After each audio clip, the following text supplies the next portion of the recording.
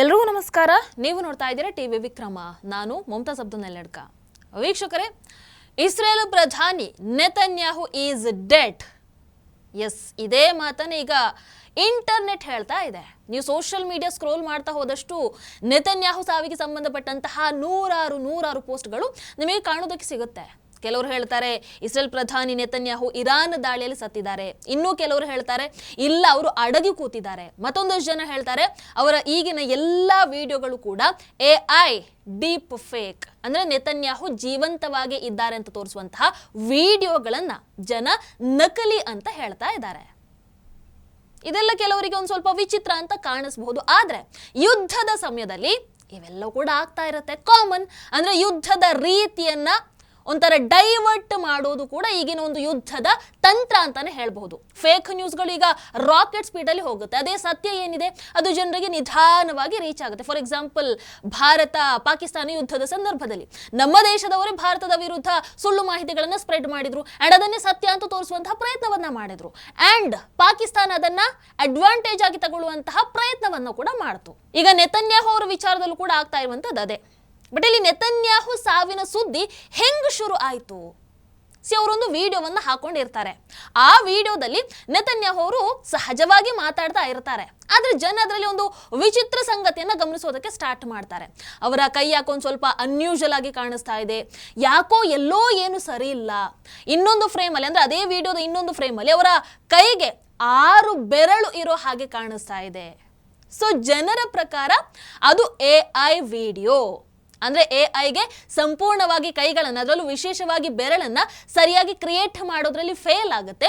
ಹಾಗಾಗಿ ಇಂಟರ್ನೆಟ್ ಅದೇ ರೀತಿ ಜನ ತಮ್ಮ ಕೆಲಸವನ್ನ ಶುರು ಮಾಡ್ಕೊಳ್ತಾರೆ. ಎಲ್ಲರೂ ಕೂಡ ಒಂದು ತೀರ್ಮಾನಕ್ಕೆ ಬಂದು ಬಿಡ್ತಾರೆ, ಈ ನೆತನ್ಯಾಹು ಅವರೊಂದು ವಿಡಿಯೋ ಏನಿದೆ ಅದು AI ಆಗಿರಬಹುದು, ನೆತನ್ಯಾಹು ಬದುಕಿಲ್ಲ, ಇಸ್ರೇಲ್ AI ಅನ್ನ ಬಳಸ್ಕೊಂಡು ಅವರು ಇನ್ನೂ ಜೀವಂತವಾಗೇ ಇದ್ದಾರೆ ಅಂತ ತೋರಿಸುವಂತಹ ಪ್ರಯತ್ನವನ್ನ ಮಾಡ್ತಾ ಇದೆ. ಇಂತಹ ನೂರಾರು ಪೋಸ್ಟ್ಗಳಿಂದ ಆರಂಭ ಆಗುತ್ತೆ, ಇದು ವೈರಲ್ ಆಗುತ್ತೆ. ಇದಕ್ಕೆ ಸ್ವತಃ ನೆತನ್ಯಾಹು ಅವರೇ ಮತ್ತೆ ಪ್ರತಿಕ್ರಿಯಿಸ್ತಾರೆ. ಅವರದೇ ಅಧಿಕೃತ ಸೋಷಿಯಲ್ ಮೀಡಿಯಾ ಖಾತೆಯಲ್ಲಿ, ಎಕ್ಸ್ ಖಾತೆಯಲ್ಲಿ ಒಂದು ಹೊಸ ವಿಡಿಯೋವನ್ನ ಪೋಸ್ಟ್ ಮಾಡ್ತಾರೆ. ಅವರು ಜೆರುಸಲೇಮ್ ಹಿಲ್ಸ್ನ ಒಂದು ಕಾಫಿ ಶಾಪ್ ಅಲ್ಲಿ ಕಾಣಿಸ್ಕೊಳ್ತಾರೆ. ಜನ 6 ಬೆರಳಿದೆ ಅಂತ ಹೇಳಿದಕ್ಕೆ ಕ್ಯಾಮ್ರಾ ಮುಂದೆ 2 ಕೈಯನ್ನ ಎತ್ತಿ ಪ್ರತಿಯೊಂದು ಕೈಯಲ್ಲೂ ಕೂಡ 5 ಬೆರಳು ಇರೋದು ಅನ್ನುವಂಥದ್ದನ್ನ ತೋರಿಸ್ತಾರೆ. ಆಮೇಲೆ ಅವರ ಸಾವಾಗಿದೆ ಅಂತ ಏನು ವೈರಲ್ ಆಗ್ತಾ ಇದೆ ಅಲ್ವಾ, ಅದನ್ನ ಜೋಕ್ ಮಾಡಿ ನಾನು ಕಾಫಿಗೋಸ್ಕರ ಸತ್ತಿದ್ದೀನಿ ಅಂತ ಹೇಳ್ತಾರೆ.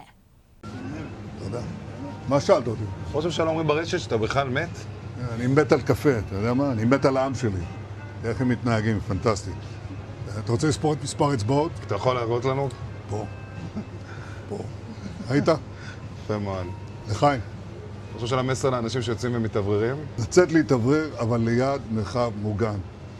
והעמידה שלכם היא מדהימה, נותנת כוח לי, לממשלה, לצה"ל, למוסד. אנחנו עושים דברים שאני לא יכול לשתף ברגע זה, אבל עושים דברים מכים באיראן חזק מאוד, גם ביום הזה, גם בלבנון, ממשיכים. אתם אומרים לי להמשיך? אני אומר לכולכם, גם אתם תמשיכו.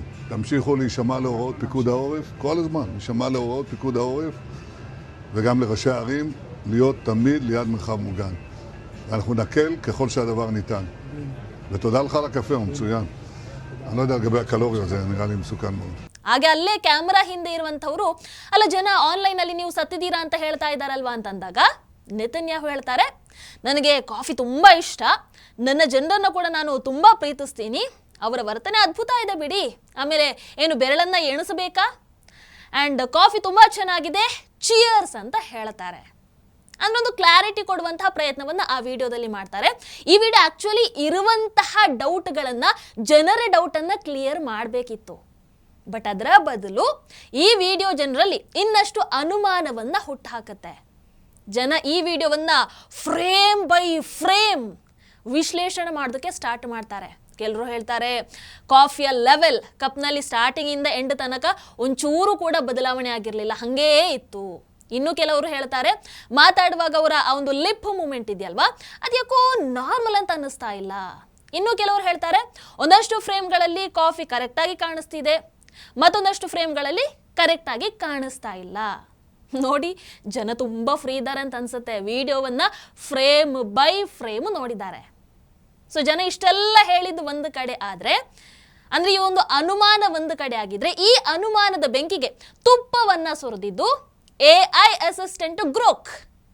ಈ ಗ್ರೋಕ್ ಏನು ಮಾಡುತ್ತೆ, ಈ ಒಂದು ನೆತನ್ಯಾಹು ಅವರ ವಿಡಿಯೋವನ್ನ AI ಜನರೇಟೆಡ್ ಅಂತ ಹೇಳಬೇಡುತ್ತೆ. ಅಂದ್ರೆ ಅದು ಡೀಪ್ ಫೇಕ್ ವಿಡಿಯೋ ಆಗಿರಬಹುದು. ಆಲ್ರೆಡಿ ಜನರಿಗೆ ಡೌಟ್ ಇತ್ತು, ಇದರಿಂದ ಕೇಳೋದೇ ಬೇಡ. ಆ ಡೌಟ್ ಇನ್ನಷ್ಟು ಜಾಸ್ತಿ ಆಯಿತು. ಆಗ ನೆತನ್ಯಾಹು ಅವರು ಇನ್ನೊಂದು ವಿಡಿಯೋವನ್ನು ಕೂಡ ಪೋಸ್ಟ್ ಮಾಡ್ತಾರೆ. ಇದರಲ್ಲಿ ನೆತನ್ಯಾಹು ಸಾಮಾನ್ಯ ಜನರ ಜೊತೆಗೆ ಮಾತಾಡ್ತಾ ಇರ್ತಾರೆ.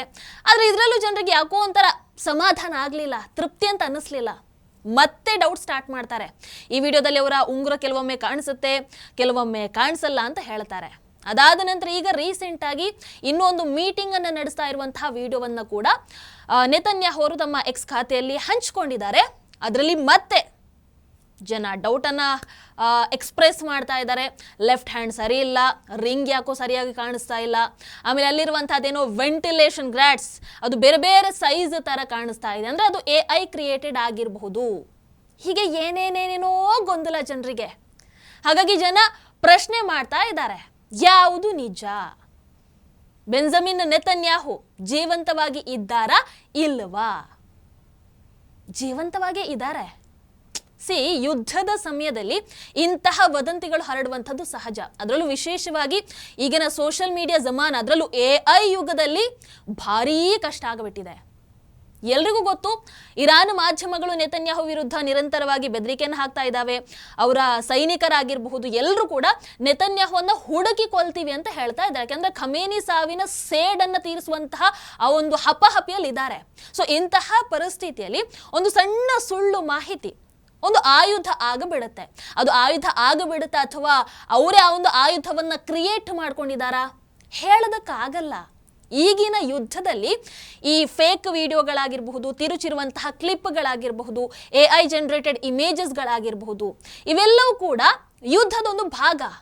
ಆ್ಯಂಡ್ ಇವುಗಳಲ್ಲಿ ನಮ್ಮ ಕಾಂಗ್ರೆಸ್ ಇದೆಯಲ್ವಾ, ಇವರು ಸಿಕ್ಕಾಪಟ್ಟೆ ಎಕ್ಸ್ಪರ್ಟ್, ನಿಮಗೆ ಗೊತ್ತಿಲ್ಲ. ಸೊ ಈಗ ಸುಮ್ಮನೆ ಹೇಳಿದೆ. ಓಕೆ, ಈಗ ಇಸ್ರೇಲ್ ವಿಚಾರದಲ್ಲೂ ಕೂಡ ಆಗ್ತಾ ಇರುವಂಥದ್ದು ಇದೆ. ಅಂದರೆ ನೆತನ್ಯಾಹು ಅವರ ವಿಡಿಯೋಗಳನ್ನಾಗಿರಬಹುದು, ಫೋಟೋಗಳನ್ನು ಹಿಡ್ಕೊಂಡು ಇಲ್ಲ ಇದು AI ಜನರೇಟೆಡ್ ಅಂತ ಹೇಳಿ ಜನರ ದಿಕ್ಕು ತಪ್ಪಿಸುವಂತಹ ಕೆಲಸವನ್ನ ಮಾಡ್ತಾ ಇರುವಂಥದ್ದು. ಹಾಗಾಗಿ ನೆತನ್ಯಾಹು ವಿಡಿಯೋಗಳು ಸೆಂಟರ್ ಆಫ್ ಡಿಸ್ಕಷನ್ ಈಗ ಆಗ್ತಾ ಇದೆ. ಇರಾನ್ ಹಾಗೆ ನೆತನ್ಯಾಹು ಅವರದ್ದು ಒಂಥರ ಈ ಕೋಪ್ ಆಗಿರಬಹುದು, ಸೇಡ್ ಆಗಿರಬಹುದು, ಇವತ್ತು ನೆನ್ನೆದಲ್ಲ. 30+ ಇಯರ್ಸ್ ಇಂದ ಇದೊಂದು ನಡ್ಕೊಂಡು ಬರ್ತಾ ಇದೆ.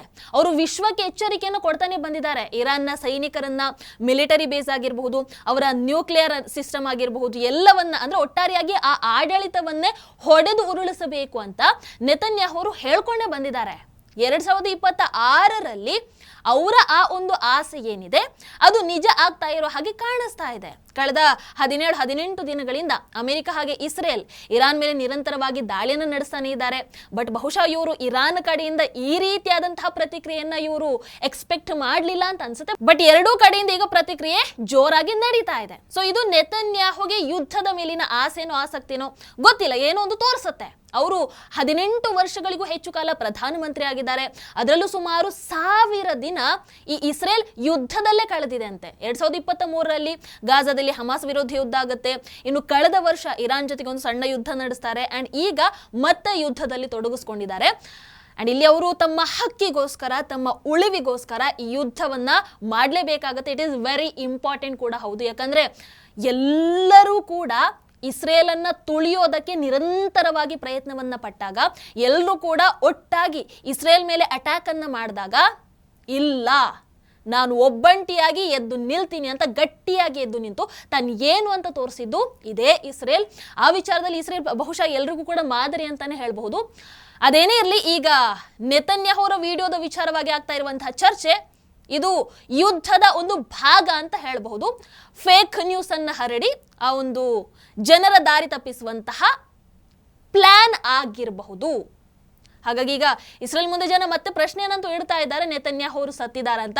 ಬಟ್ ಅಷ್ಟು ವಿಡಿಯೋಗಳನ್ನ ಹಾಕಿದ ಮೇಲೂ ಕೂಡ ಜನರಿಗೆ ಇನ್ನೂ ಆ ಡೌಟ್ ಇದೆ ಅಂತಂದ್ರೆ ಬಹುಶಃ ಇನ್ಯಾವುದು ಕೂಡ ಕ್ಲಾರಿಫೈ ಮಾಡೋದಕ್ಕಾಗಲ್ಲ. ಅಂಡ್ ಮತ್ತೊಂದು ಪ್ರಶ್ನೆ ಇದೆ ಜನರದ್ದು, ಈ ಯುದ್ಧಕ್ಕೆ ಯಾವುದೇ ಬ್ರೇಕ್ ಇಲ್ವಾ, ಇನ್ನೂ ಕಂಟಿನ್ಯೂ ಆಗುತ್ತಾ ಅಂತ. ಅದಕ್ಕೆ ಉತ್ತರ ನಾವು ಕಾದು ನೋಡ್ಬೇಕಷ್ಟೆ. ನೀವೇನಂದ್ರೆ ಕಮೆಂಟ್ ಮಾಡಿ. ಟಿವಿ ವಿಕ್ರಮ, ದೇಶ ನಿಮ್ಮ ಕೈಯಲ್ಲಿ. ಕಾರ್ಯಕ್ರಮ ನಿಮಗೆ ಇಷ್ಟ ಆಗಿದ್ದಲ್ಲಿ ಲೈಕ್, ಶೇರ್ ಹಾಗೂ ಕಮೆಂಟ್ ಮಾಡಿ. ಟಿವಿ ವಿಕ್ರಮದ ಕಾರ್ಯಕ್ರಮಗಳನ್ನು ನಿರಂತರವಾಗಿ ವೀಕ್ಷಿಸಲು ಸಬ್ಸ್ಕ್ರೈಬ್ ಮಾಡಿ, ಬೆಲ್ ಐಕನ್ ಒತ್ತಿ.